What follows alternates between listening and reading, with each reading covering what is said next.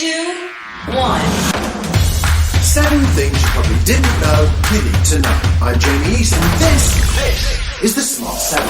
Hi Jamie, this is Mark Pougatch, normally found at ITV doing the football and the rugby, or doing the podcast on England's win in the Ashes in 86-87. But today it's all about my favourite 7 sports stories of the year. 7. Mark, welcome. What have you got for us first? I think my first is probably the story of the year, which is Emma Raducanu winning the US Open.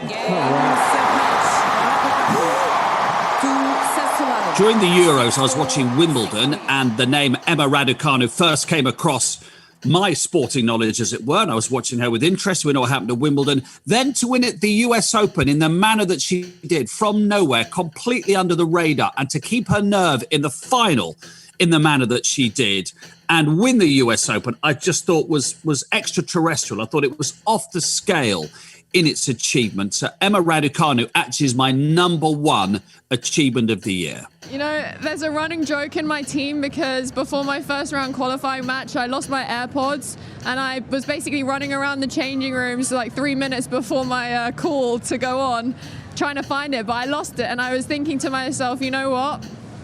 If you win this match, you can buy yourself a pair of AirPods, and that's become the running joke.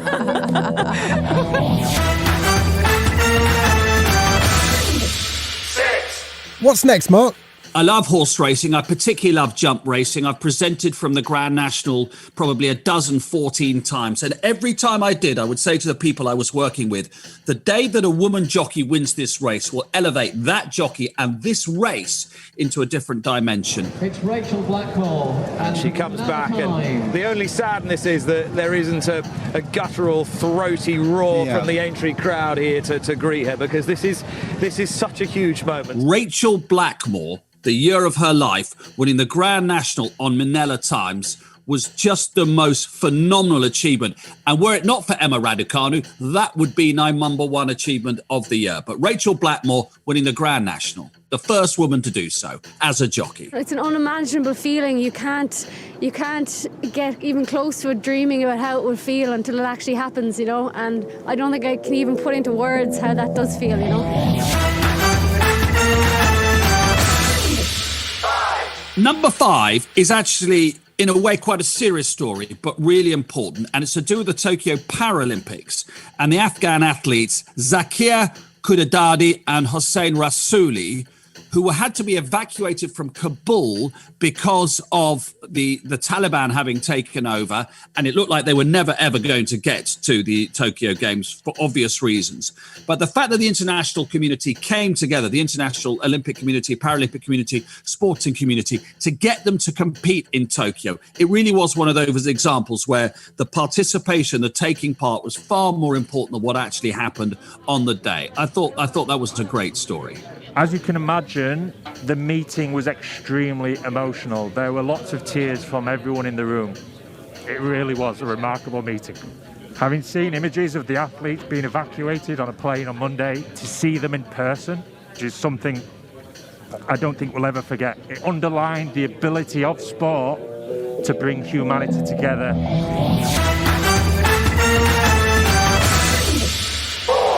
I have no interest in Formula One. I have no interest in anything to do with an engine, to be honest. I haven't got time for everything. But I was as gripped as anybody by the last lap of the Max Verstappen, Lewis Hamilton. I didn't really understand quite a lot of what was going, or rather why it was going on. And, the rules are still a little bit opaque to me. But I watched the last lap, and I heard this noise, this scream and this shout and this shriek on that last lap. And I realised it was coming out of my own mouth when Verstappen overtook Hamilton. And I thought, well, Mark, it's even got you. That incredible one-lap race-off, even if the cognoscenti of motorsport say it was all wrong, was just pure racing adrenaline and excitement for me as a newbie, I suppose for whatever it was, a minute and a half as a fan. It was incredibly exciting. Oh my Lord! Oh my God! Yes! Oh my God!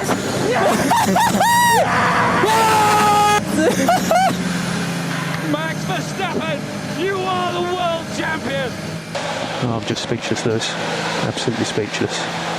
Still to come on this special episode of the Smart 7, Tom Brady gives hope to all us oldies, and Gareth Southgate had the year of his life. Right after this. Hello, this is Mark Pougatch. You can get my podcast at the moment at Audi, at Inside Tour Pod, and it's the story of England under Mike Gatting winning the Ashes in Australia in 1986-87.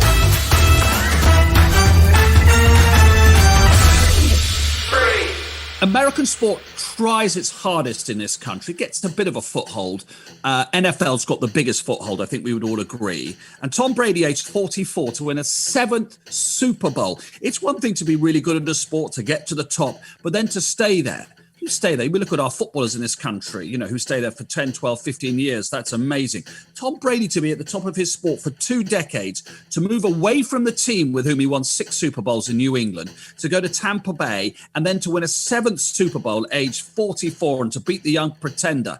I just thought that was great for all of us who will never remember our 20s or 30s ever again. Tom Brady, Super Bowl champion for the 7th time. I'm so proud of all these guys down here. Everything we dealt with all year. We had a rough month in November, but VA had all the confidence in us. The team had a lot of confidence. We came together at the right time. I think we knew this was going to happen tonight, didn't we?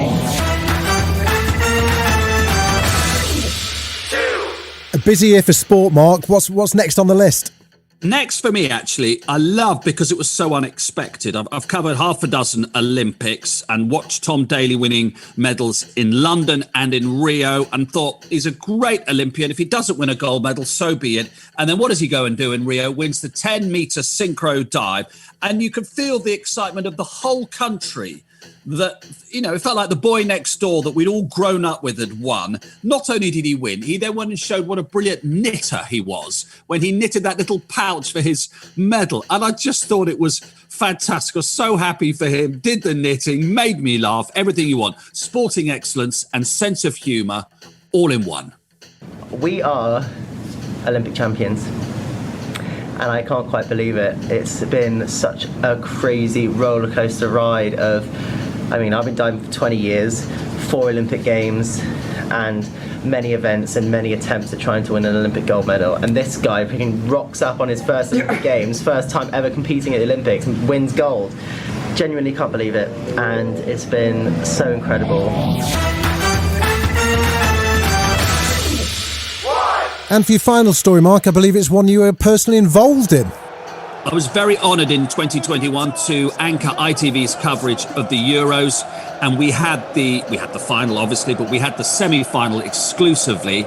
And I don't think I've been so stressed about a football match in a long, long time. When you do my job, you can't get all partisan and start waving your rattle. You've got a job to do. But during extra time, I wanted England so badly to win, for the players, the crowd, the way the country was going through so much rubbish, everybody at home. So the exhilaration on the final whistle when England were in their first major final since 1966 really was something to savour. They've done it. This is England's night. He will, and you should really enjoy it. England 2, Denmark 1. This has been Mark Pougatch with my favourite 7 sports stories of the year. Don't forget you can listen to my podcast from Audi, A-U-D-D-Y, at Inside Tour Pod. It's the story of England's win down under in Australia in 1986-87. The Smart 7 will be back at 7 a.m. tomorrow morning with another brilliant guest. Happy Christmas. Produced and published by Daft Doris.